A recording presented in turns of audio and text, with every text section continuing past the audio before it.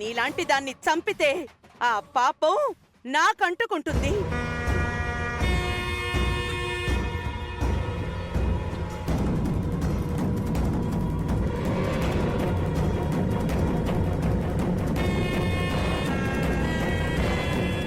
నీ అరాచకాలను ఇక నేను భరించలేనే. నువ్వు ఆడదానివే కాదు, ఈ క్షణం నుంచి మా కుటుంబంతో నీకు సంబంధం లేదు.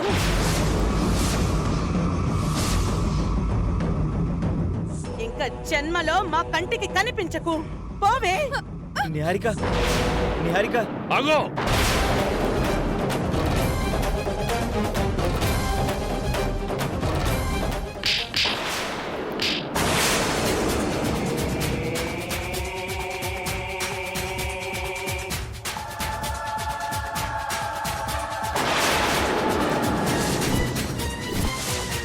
ఎక్కడికి రా వెళ్తున్నావు? దాంతో కూడి మమ్మల్ని మోసం చేస్తావా? రే, ఇక నీ భార్యను నేను క్షమించేదే లేదు. నిహారిక విషయంలో ఇక ఎవరు ఏం మాట్లాడినా సహించేది లేదు. నా భార్యతో కాళ్ళు పట్టించుకుందామని అనుకుంటావా? నీ పాపం ఇన్నాళ్లకు పండింది నిహారిక. ఇంక ఈ దుర్మార్గురాల్ని ఇక్కడే వదిలి వెళ్ళిపోదాం.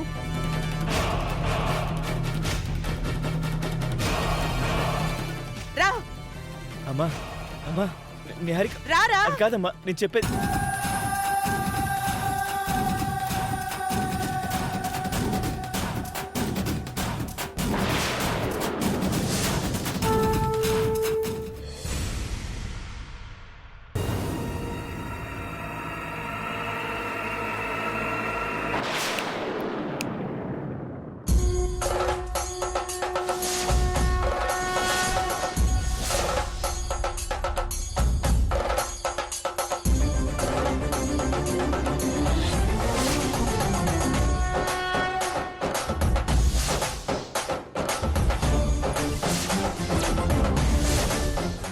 ధర్మో రక్షితి రక్షితః అంటారు.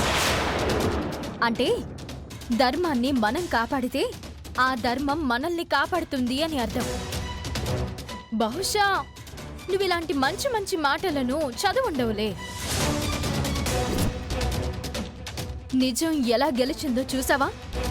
నిజాన్ని గెలిపించడానికి ఎన్ని తోడయ్యాయో చూసావా? మనం నిజాయితీగా ఉంటే పంచభూతాలు కూడా మనకు తోడొస్తాయి నిహారిక. అమ్మవారు ఇంతకాలానికి నన్ను అనుగ్రహించింది, నీ మీద ఆగ్రహం చూపించింది. నీకు ఎదురులేదు అన్నావు, అది నీ అహంకారం. నీకు తిరుగులేదు అన్నావు, అది పొగరు. ఎదుటి వాళ్ళకి చెడు చేయాలనుకున్నావు, అది నీ పతనం. కర్మ ఎవ్వరిని విడిచిపెట్టదు నిహారిక. అందుకే అన్నీ బాగున్నప్పుడు అనుకువగా ఉండాలి. విర్రవీగితే ఫలితం ఇలా ఉంటుంది. రేపటి నుంచి నువ్వు చేసిన మోసం గురించి అందరూ కథలు కథలుగా చెప్పుకుంటారు. మా ఇల్లు పవిత్రమైన పుణ్యక్షేత్రం లాంటిది. ఆ ఇంట్లో మళ్ళీ అడుగు పెట్టే అర్హతను నువ్వు కోల్పోయావు. నన్ను ఇంటి నుంచి గెంటుతాను అన్నావు, నువ్వు పోయావు. నన్ను నా భర్తను విడదీస్తాను అన్నావు, నీ భర్త నుంచి విడిపోయావు. ఇకనైనా మనిషిలా మారు.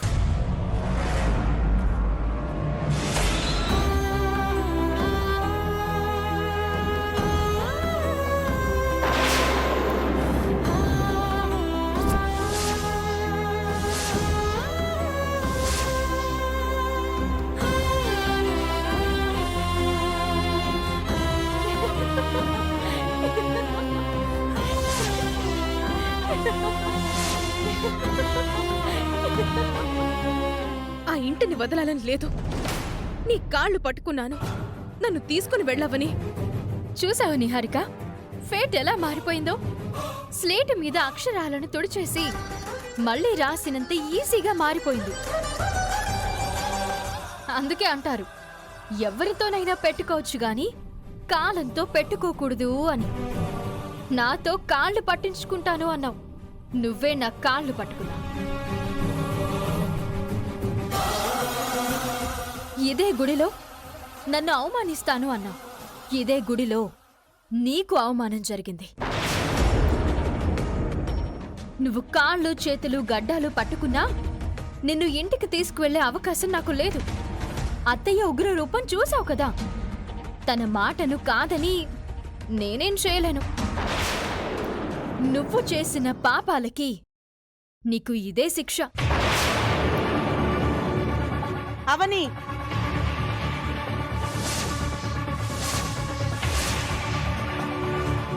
ఈ నీచురాలతో ఇంకా మాటలేంటి? ఇలాంటి దాంతో మాట్లాడితే కూడా పాపం. కారు దగ్గర అందరూ వెయిట్ చేస్తున్నారు. వెళ్దాం పదా. ఏయ్, నువ్వు నా ఇంటికొచ్చావంటే మాత్రం చంపుతానే.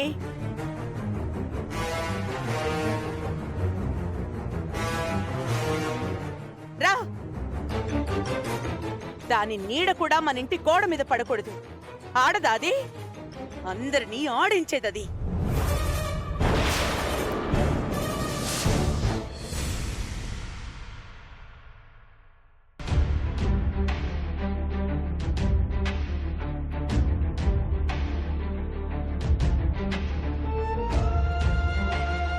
మాకు పర్సనల్ పని ఉండి నేను రాధా బయటికి వెళ్ళాము. మేం కూడా గుడి దగ్గరికి వచ్చుంటే నిహారిక నిజస్వరూపం ఎపిసోడ్ చూసి మీలాగే షాక్ అయి ఉండేవాళ్లమేమో. గుళ్ళో అంత జరిగిందా? మీరు చెప్పింది వింటుంటే మాకు నిజంగానే భయంగా ఉంది. ఇంతకాలం ఒక పాముని ఇంట్లో ఉంచుకున్నామన్నమాట. నిహారిక వాళ్ళ పేరెంట్స్, మన కృష్ణ అందరూ కలిసి మనల్ని ఇంత మోసం చేస్తారని అనుకోలేదు. ఇప్పుడు నేను మాట్లాడడం కంటే సైలెంట్గా ఉండడం మంచిది. ఆ నిహారిక మన ఇంట్లో అడుగుపెట్టిన దగ్గర నుంచి అందరినీ మోసం చేసుకుంటూ వస్తుంది. మారుతుందిలే అని అవని చాలా ఓపికతో చూసింది. అయినా తన బుద్ధి మార్చుకోలేదు. 2-3 సార్లు రెడ్ హ్యాండెడ్గా పట్టుకునే అవకాశం వచ్చినా నీ ఆరోగ్యం గురించి, నీ ప్రాణాల గురించి ఆలోచించి భయపడి ముందడుగు వేయకుండా ఆగిపోయింది.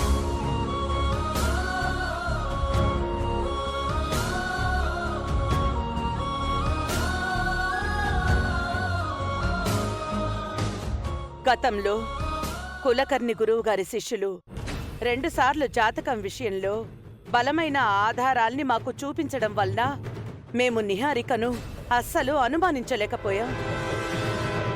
చివరికి ఆ శిష్యుడు కూడా డబ్బుకి అమ్ముడు పోతాడని అస్సలు ఊహించలేకపోయాం. నువ్వు కుటుంబ క్షేమం కోసం ఎంతో కష్టపడుతూ ఎన్నో త్యాగాలు చేస్తుంటే చివరికి మా కొడుకు కూడా ఆ అమ్మాయితో చేతులు కలిపి మోసం చేశాడు. ఇంతకంటే దారుణం ఇంకే ఉంటుంది. అదంత దుర్మార్గురాలు అని తెలిసిన అన్నపూర్ణాదేవి ఎందుకు దాన్ని క్షమించిందో, ఎందుకిన్ని రోజులు సహించిందో మాకర్థం కావడం లేదు. ఇంతకాలం మేమంతా నిన్ను తప్పుగా అర్థం చేసుకున్నందుకు మమ్మల్ని క్షమించమ్మా. అయ్యో, అంత పెద్ద మాట అనకండి మావయ్య. నేనేం చేసినా మీ నుంచి మెప్పు పొందడం కోసం చేయను. మన కుటుంబం మీద నాకున్న బాధ్యతతోనే చేస్తుంటాను. లేదమ్మా, దాని జాతకం విషయంలో నిన్ను మేము అవమానించి అనుమానించి నానా మాటలు అన్నందుకు నీ కాళ్ళు పట్టుకుని క్షమాపణ అడిగినా తక్కువే అవుతుంది. అత్తయ్యా, ప్లీజ్ అలా అనకండి. నేనెప్పుడు మీ క్షేమం గురించి ఆలోచిస్తూ ఉంటాను. మీరు క్షేమంగా ఉంటే ఇక్కడ ఈ కుటుంబం, పల్లెటూరులో 100 కుటుంబాలు క్షేమంగా ఉంటాయి. అవనిని పొగిడే కార్యక్రమం బాగానే ఉంది. ఇప్పుడు నిహారిక పరిస్థితి ఏంటి? అమ్మా, నిహారికను ఈ ఒక్కసారికి క్షమించి ఎలా వదులుతుందిరా? ఇంత పెద్ద మోసాన్ని అమ్మ ఎలా క్షమిస్తుంది? అదయ్యే పనే కాదు. మళ్ళీ నీ భార్యను క్షమించి లోపలకు అనుమతి ఇచ్చావంటే అంతకంటే మహాపాపం మరొకటి ఉండదు. రేయ్, ఇక నువ్వు నిహారిక గురించి మాట్లాడుకురా. తను మళ్ళీ మన ఇంటికి వస్తుందని ఆశపడకు.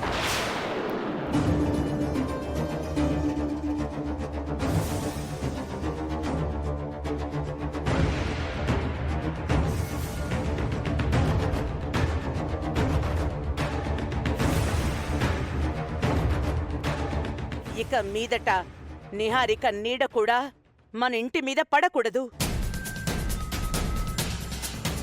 ఆ పాము పడగ కింద మనమంతా ఉండకూడదు. నాకొచ్చిన కోపానికి దాన్ని చంపేయాలసలు. అది మీలో ఎవరికైనా ఫోన్ చేసి రాయబారం నడపాలి అని ప్రయత్నం చేసినా ఎవరూ దాని మాయలో పడిపోకండి. వెంటనే ఈ విషయం పెద్దిరాజు, వసంతలకి కూడా చెప్పండి. సరే అత్తయ్య.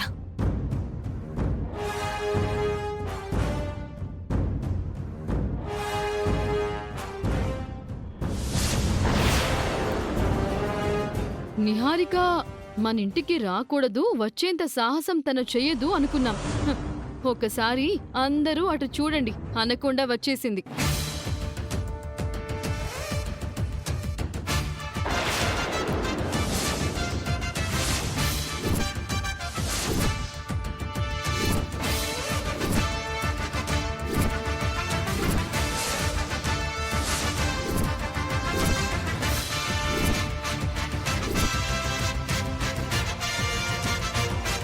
ఆగు!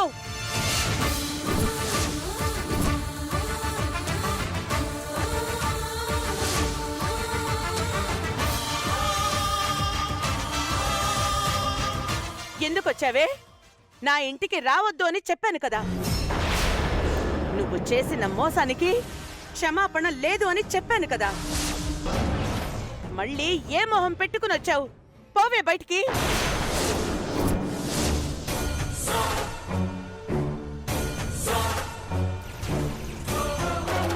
నీ సీనంతా అయిపోయింది నిహారిక. ఇక నువ్వు గుమ్మం ముందు దీనంగా మొహం పెట్టుకుని నిలబడ్డం వలన నీకు ఎటువంటి ఉపయోగం కూడా లేదు.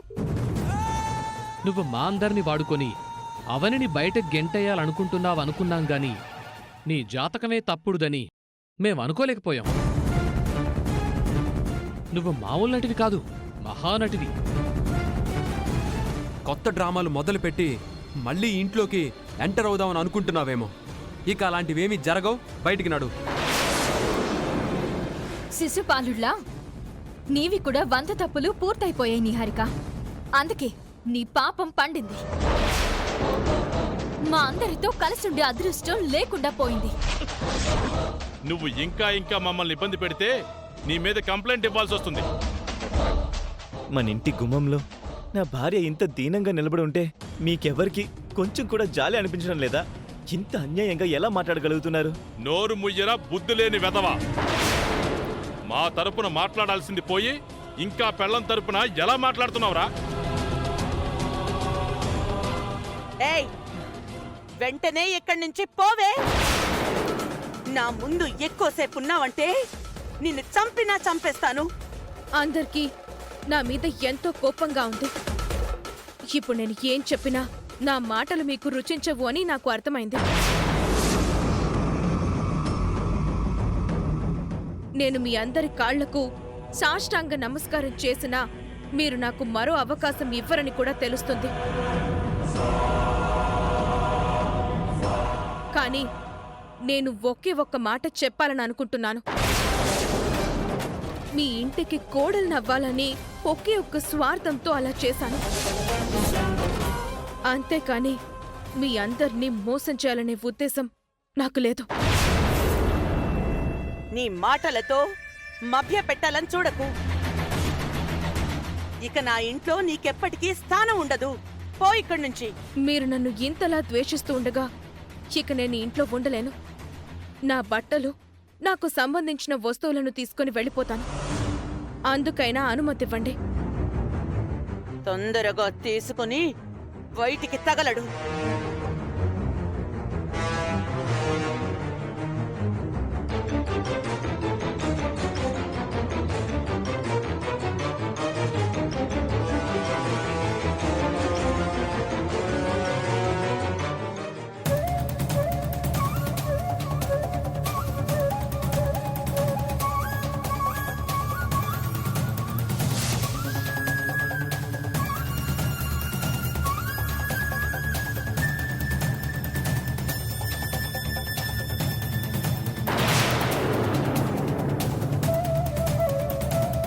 అది మళ్ళీ నా ఇంట్లో అడుగు పెట్టడం చాలా కంపరంగా ఉంది.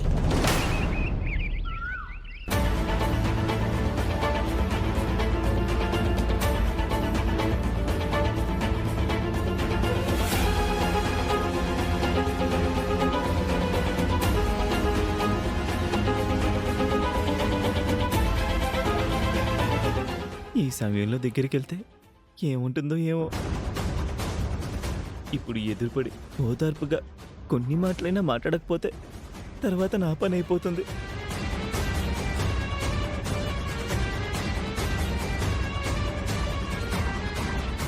బంగారం, ఇంకా ఏంట్రా బంగారం?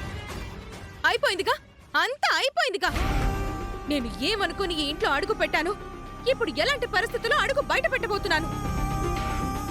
ఇంటి తాళాలు నావి, ఇంటి పెత్తనాలు నావి, ఇంటి అధికారాలు నావి, ఇంటి ముక్కు పుడక నాది అనుకున్నాను. మీ అమ్మ స్థానంలో కూర్చునేది నేను, మీ అమ్మలా జనాలతో నీరాజనాలు అందుకునేది నేను అనుకొని ఎన్ని కలలు కన్నానో. చివరికి ఇలా అయిపోయింది. తట్టుకోలేకపోతున్నాను, అస్సలు తట్టుకోలేకపోతున్నాను. ఇలాంటి అవమానాన్ని జీవితంలో ఎదుర్కొంటానని అస్సలు అనుకోలేదు. ఘట్టం లేని వంశానికి కిరీటం లేని యువరాజుని, యువరానివి అవుతావు అనుకున్నాం. కాలం కన్నెర్ర చేసింది. అందుకే మన పరిస్థితి ఇలా అయింది. ఏం చేయాలో అర్థం కావడం లేదు. నీ గురించి మీటింగ్ జరిగింది. నీ మీద చాలా స్ట్రిక్ట్ నిర్ణయాలు తీసుకున్నారు. నీ పరిస్థితి ఏంటి? ఏముంటుంది, కమర్షియల్ హీరోకి తక్కువ, కామెడీ హీరోకి ఎక్కువ అన్నట్టుంది. నేను చేసిన ప్రతి పాపంలోనూ నీకు బాగా ఉంది కదా. ఉంది లేదని నేను వాళ్ళ ముందర కూడా అనలేదే. అలాంటప్పుడు నువ్వు నాతో పాటు రావాలి కదా. నిన్ను మాత్రమే గెట్అవుట్ అన్నారు, నన్ను ఇంకా అనలేదు కదా. ఆ ఇది పోతే పోయిందిలే, పీడ పోయింది అని అనుకుంటున్నావా? చిచి, నాకు అసలు అలాంటి ఉద్దేశమే లేదు. అయితే మీ అమ్మ నాన్నని ఎదిరించి నువ్వు కూడా నాతో పాటు వచ్చేయ్. వచ్చేయచ్చు. ఆ పని చేయడానికి 5 నిమిషాలు చాలు. మరెందుకు ఆలోచిస్తున్నావు? ఎక్కడ పోగొట్టుకుంది అక్కడే వెతుక్కోవాలని నువ్వే కదా అంటుంటావు. నేను బయటకు వస్తే చాలా కోల్పోతాం. మా ఇంటికి శాశ్వతంగా దూరం అయిపోతాం. అదే నేను ఈ ఇంట్లోనే ఉన్నాను అనుకో, ఇక్కడ ఏం జరుగుతుందో ఎప్పటికప్పుడు నీకు అప్డేట్స్ ఇస్తూ ఉంటాను. అలాగే నువ్వు తిరిగి ఇంటికి వచ్చే మార్గం గురించి కూడా ఆలోచిస్తూ ఉంటాను. అమ్మ వాళ్ళు కూలైన తర్వాత నీ గురించి వాళ్ళ దగ్గర కాకా పట్టడం మొదలు పెడతాను. నీ అమ్మ మారదు స్వీటీ, మనుషులను పరిస్థితులే మారుస్తుంటాయి. నాకు నీ మీద కూడా నమ్మకం లేదు. మళ్ళీ నా అత్తారింట్లో అడుగు పెట్టే అవకాశాన్ని నేనే క్రియేట్ చేసుకుంటాను. అప్పటి వరకు మా ఇంట్లోనే ఉంటాను. మంచి టైం చూసుకొని వస్తాను. రీ ఎంట్రీ మాత్రం మామూలుగా ఉండదు. నువ్వు ఆ రేంజ్ లో రావాలన్నదే నా కోరిక కూడా. సరే, నేను బయలుదేరుతాను. నువ్వు బయలుదేరుతుంటే నా మనసుకి చాలా కష్టంగా ఉంది బేబీ.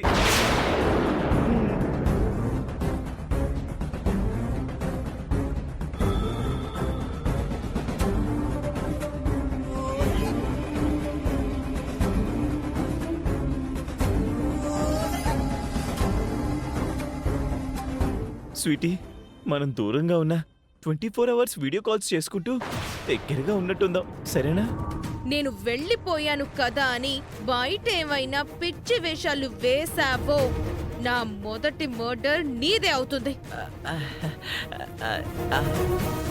అమ్మ తోడు అలాంటి పనులేం చేయను.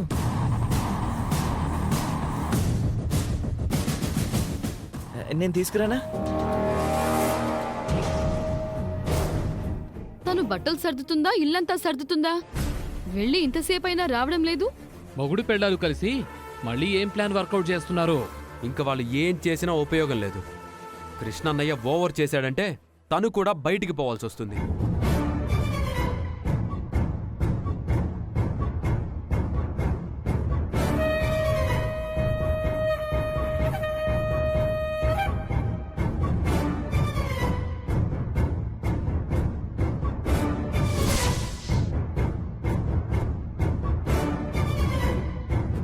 ఇంతసేపు ఏం మాట్లాడుకున్నారు? భార్య ఇంటి నుంచి వెళ్ళిపోతుంటే బాధ ఉంటుంది కదా వదినా. భార్య ఆ స్థానంలో ఉండే అర్హత ఉందా దీనికి?